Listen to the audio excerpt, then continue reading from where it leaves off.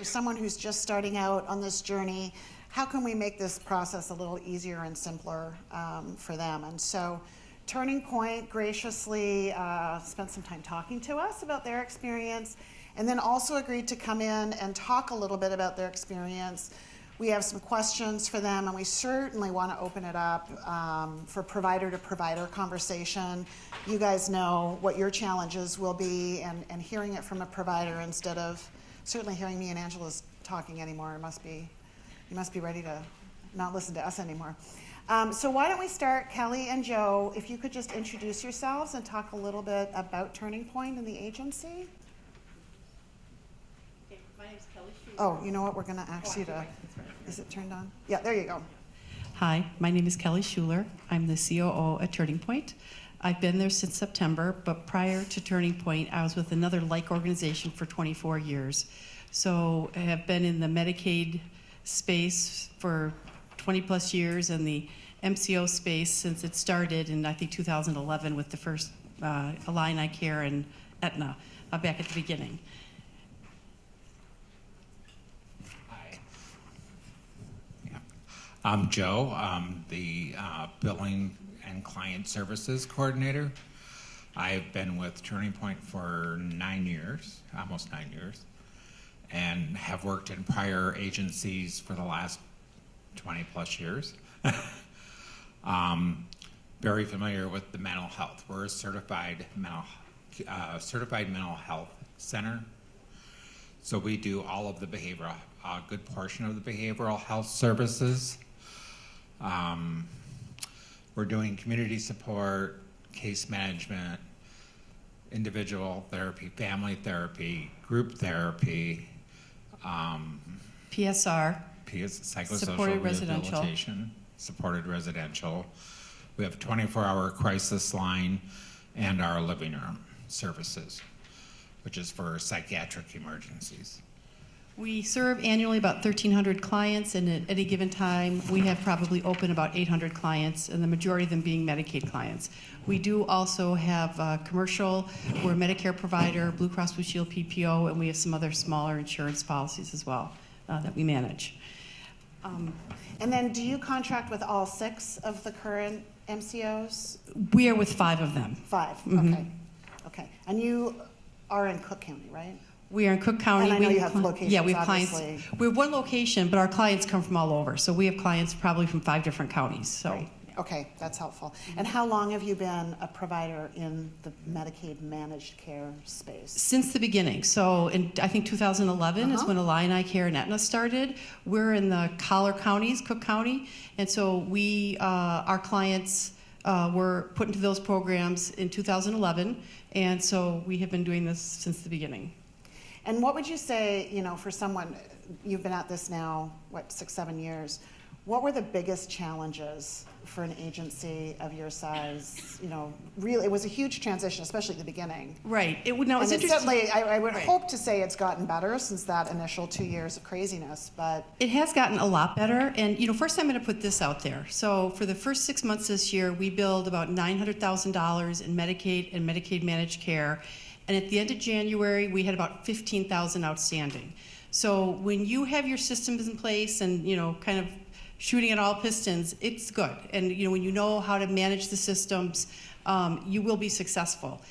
It is daunting, and what makes it most daunting, especially now, it was hard going into the system with 2 different organizations because they do things differently. Now having 6, that is going to be the biggest challenge, is kind of navigating 6 different systems simultaneously if you're going to be doing that in order to successfully, you know, navigate that. And what gets challenging is because your clients get auto-assigned, sometimes you don't have a choice depending on where you're located and where your clients come from, but joining all of them. right, right.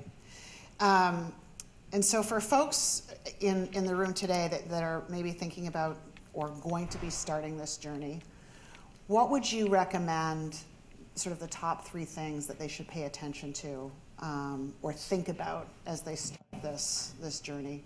Well, I'm gonna, documentation. But my thing, right, my thing also is training.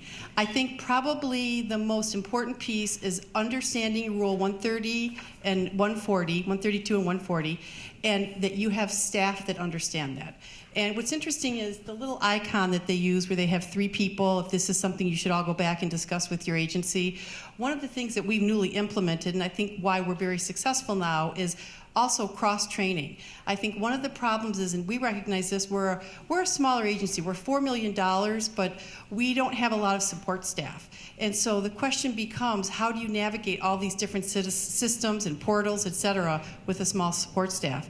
And so one of the things we started doing this past fall is cross-training. So our front desk, our support, our billing. So that really is knowing the rule and then training your staff. And then the service providers, that they're really clear on, I think diagnoses is a big thing, making sure of correct diagnoses in there, and that their notes, their documentations are supporting the activities that they're doing. And so again, that falls to training as well. And I wrote some notes. It was interesting. I had some ideas coming here, and then you listen to the presentation of the questions, and then I have 3,000 more ideas of things I want to talk about. And then I think that was it. I had staffing plan. Okay, yeah, my biggest thing is, and as an operations person historically, agencies fund, it's really important to give the resources to the service providers. And I think sometimes organizations don't realize the importance of the resources needed for the support staff, billing, front desk, because it's quite a job. And you need IT support and the training there, and making sure people have the time to do the necessary things that they need to do in order to have clean billing going out of the agency at the front end. Perfect. And some of the key things you need are very good reports for either having your system, if you have an electronic health record system, or some type of a system where you're tracking your authorizations is key. Different MCOs require certain services to have authorizations. They vary by plan. So it is really important to track those and to make sure you have them in place before you are providing the services, especially if you're doing case management, community support. We do psychosocial rehabilitation, which is adult only, so that shouldn't impact too many people here. And good audit reports for reviewing your services before you bill. And what, for the prior authorizations, what are some of the things that require prior authorization, just to give some examples of, if you know, I don't know. Right, yeah, well, for what we do, case management and our PSR program are the only 2 things that we do that require right now, and community support, I'm sorry, right, so those 3. And it's interesting because it's different with all the MCOs. Okay, yes. Case management, community support, and PSR. And I think one of the things, and I think earlier the question about the Illini Care having the authorization in place and having the services denied, it's interesting because we just had an experience with Illini Care where they told us we submitted a service authorization, they approved it, but then they told us we didn't need it. And now we have a whole bunch of other clients, and our concern is, do we need it, do we not need it? So I would say that's still the one piece with the MCOs where some work can be done. What earlier they talked about the turnover and the impact on the agencies and for the providers. The impact becomes getting sometimes good information from the person you're talking to on the telephone.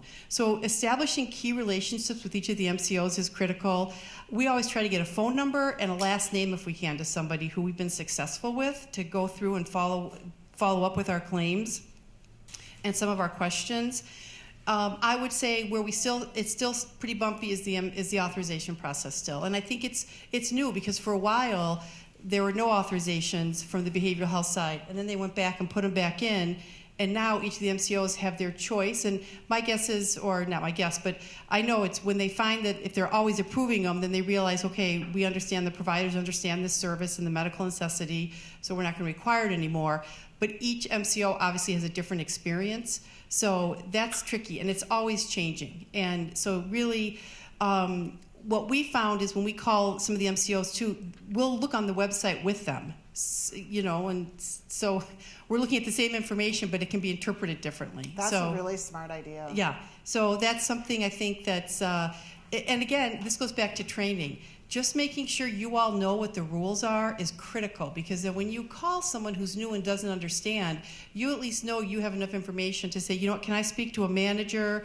Can we move this up, because I know, that this is not correct. And they will usually get someone else to help you on the telephone, and you can get those things resolved too at that point.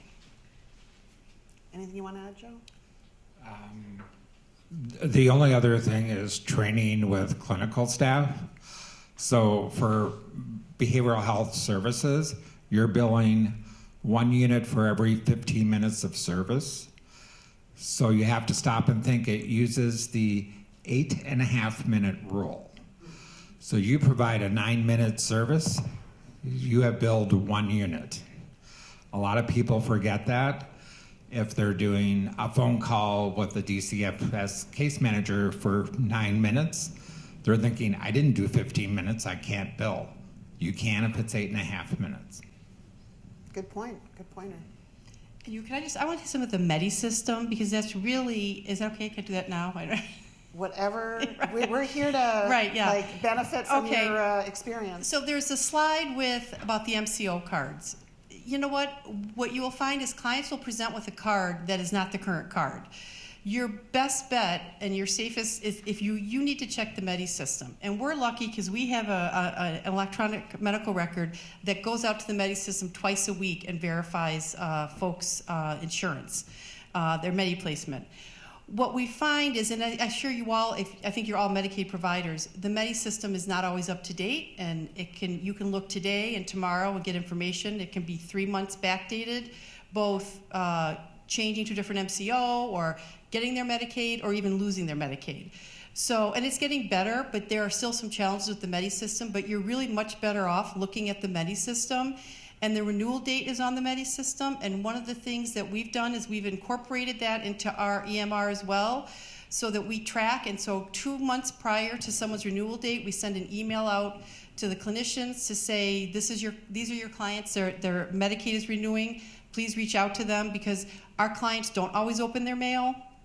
They're not always good about responding when they should, and so we're finding that effective in reducing folks who are losing Medicaid for a month or two because they missed their renewal date with the redetermination date with Medicaid.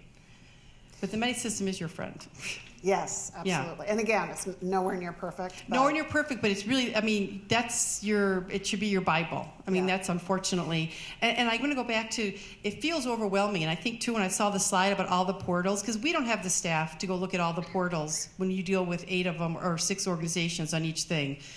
So you have to kind of pick and choose as an organization. And, so what we found is the Medi system and then our EMR. And also, I don't know what everyone's position with EMRs or your billing process is, but really making sure you understand what the billing process is and keeping up to date with that. So, and then every staff that's involved with it understanding it as well. And I think that's probably over my time is probably a mistake we make is one person in the building becomes an expert and no one knows. And then the problem is that means only one person can troubleshoot. So the more people that know all the fields, and I think as we've done our front office, our support, our billing, our clinicians, as we've educated everyone on key fields, when people see things that look off or are wrong or incomplete, they will notify the necessary person and will change the information. And I think that's very helpful. And I love the idea of cross-training because I think, everybody sees their little piece of the process, but I think if people can see where it starts and where it's supposed to end and what those pieces are and why they're important as you go through, they have a context for it. Exactly. And it's not like, why am I doing this? They see why this is so important. So, all right, questions from the audience. And I have to say, we've not met Kelly and Joe. We did talk to them on the phone to help inform what we were going to do today. But I love that they're reinforcing some of the things we said. Document, be deliberate about prior auths. But let's get questions from you guys. These guys have been through it. I'm sure you've had some stumbles and bumbles along the way, so let's benefit from what they've learned. Yeah. Is Carrie there with, oh, you know what, we're short mics here.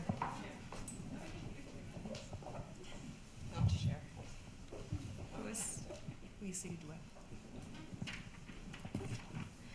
Can you guys talk a little bit more about go in a little more in depth about the trainings that you've done with your staff as far as any resources you've used or tips? I mean, you can read 132 and Rule 140 in the manual till you're blue in the face, but sometimes it helps to have those extra resources like organizations like this to really help you understand them and process them. Right, and I think one of the things that we've done is we've both worked with Rule 132 for many, many years, so we both probably have it memorized, and then 142. We made sure that Rule 132, we're an organization because we have Medicaid, we have Medicare, private insurance, but our basic processes incorporate everything for Rule 132 and 140, so that everyone who's touching a client or is a client contact, we're making sure every process we have built in our system is going to meet something that we need to be meeting from Rule 132 and 140. And then having a strong EMR. We're very lucky too because we have a very nice EMR for behavioral health that is built specifically for Illinois users, Rule 132 and 140. So it also helps guide some of our processes. So that's very nice. Can I ask what it's called? I don't know, am I allowed to say that? That's a Carrie question. Right.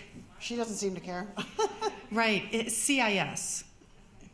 I've heard that name before. And Kenneth Young, yeah. And did you have that in place before you went into Medicaid managed care? Yes. Okay. Mm-hmm. Mm-hmm. All right. And it's nice because the agency that owns that software is a large Medicaid MCO agency in the state of Illinois. So, you know, they have quite the vested interest. It's, you know, their billing software, so.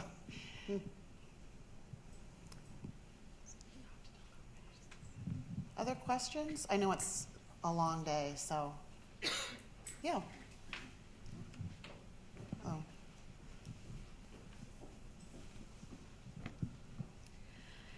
For services where there might be an ongoing component with, like you said, case management and community support, that those usually aren't one-time services for a lot of the clients we work with, what gets authorized in advance? Is it, 10 hours worth or a specific number of units or?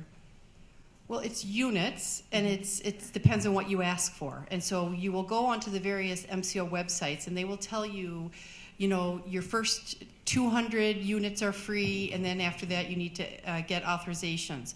Some will have, for us for behavioral health, maybe there's 15 services, only 3 of them require authorizations. It's different, and what you need to do is you need to kind of have a good idea for your client's need, and because you're doing a period of time, I think it's usually 3 months or 6 months.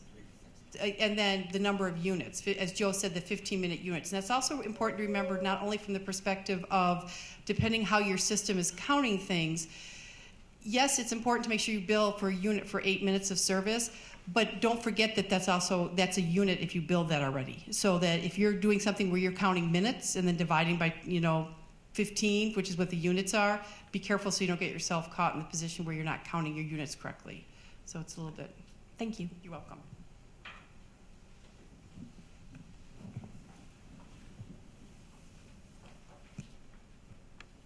I have one other thing I'd like to just mention if I could, what the importance of, and these guys talked about processing your claims. So we send our billing out within 5 business days of the close of the month. So we have audit processes Joe talked about in place. We're constantly looking and cleaning, and so that we're ready to send our bills out, and then we're checking Trizetto every day, and then we're bringing that back in and we're processing. And because the problem, I think, a lot of folks actually don't look at their rejections, or they assume their rejection is not their fault. They've heard rumors that the MCOs are a mess and they don't pay, but really it might be their faults, and we find that the registration causes big issues, and so it's really important to do those as quickly as possible and get that turnaround time. And then also identify patterns, because I think that's also, when you have multiple staff doing it, make sure you have a dialogue regularly where everyone's talking. So when you start noticing, okay, every time we do this, we're getting rejections. So you have to either look at your internal system or have a conversation with the MCO to find out what the problem is. That's really, again, keeping an eye on those payments and rejections and denials. And I love the fact, because I think it's gotten better, but I think every time a claim got rejected, the initial reaction was, oh, this MCO just doesn't want to pay me. Right. And I think it is important to just really pay attention, because it may not have ever gotten to the MCO. So I think there was, yes, sir. These are residential clients, and I was just wondering, we haven't brought up the IM yet, or how that plays into anything as to what all of this means, because that is a humongous document that means so much to billing, but I haven't heard it mentioned. So I was just curious as to how that plays with everything.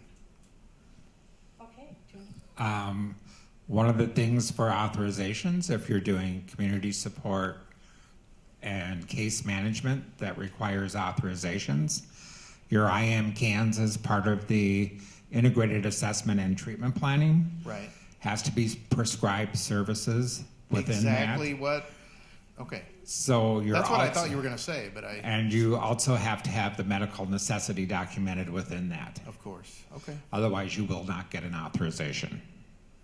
Okay, so it does mean quite a bit. It means quite a bit. Yeah, thank you. It also ties into the case registration process. So if you're doing mental health services and you have somebody who is not a managed care client, you have to do a case registration.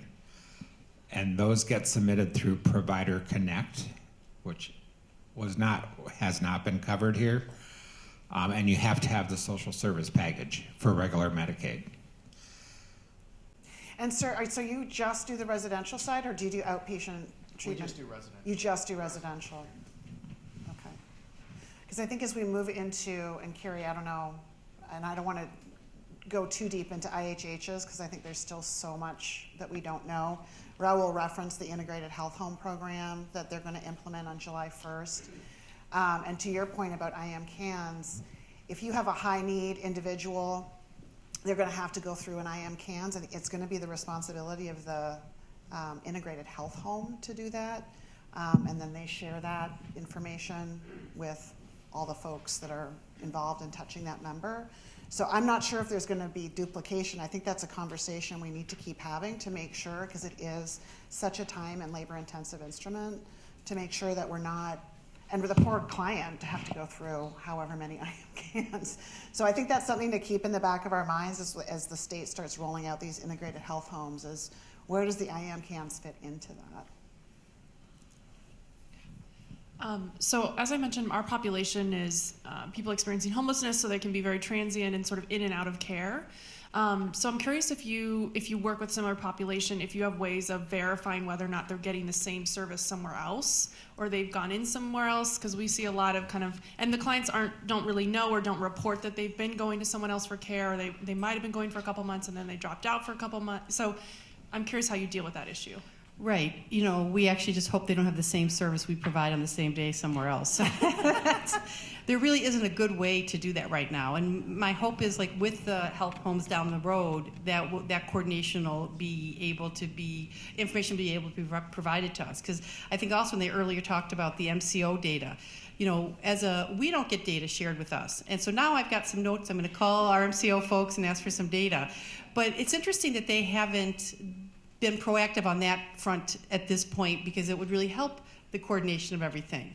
And I think the health homes July 1, it's a great idea, but it is already February. My concern is a lot has not been established yet with those. So, and based on the past, my guess it might be a bumpy transition, but shared data is it's not something we really have yet, but it would be a great opportunity. So we really depend on what our clients tell us is what we have to do. That's it.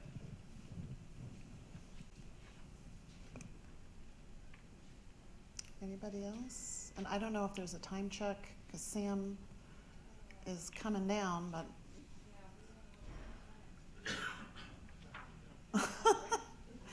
Yeah, so we do have Samantha Olds-Fry coming from the Illinois Association of Medicaid Health Plans. Super knowledgeable, and would love to meet you all, I know. And I'd love for you to, if you have questions for her, we'd love you to stick around. So we can do a little bit of a break.